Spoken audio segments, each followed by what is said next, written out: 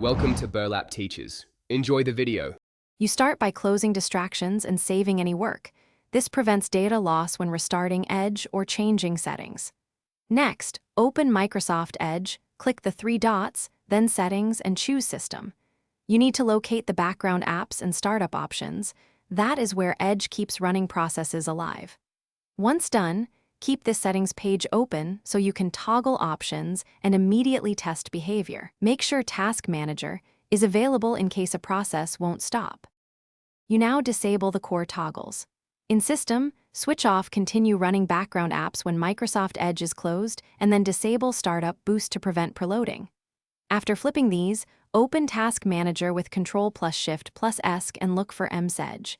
EXE instances. Right-click and choose End Task to clear leftover processes. Once done, restart Edge to confirm the options persist. If Edge reactivates, continue to the profile and extension checks. Those can re-trigger background services. Finish by auditing extensions and site permissions.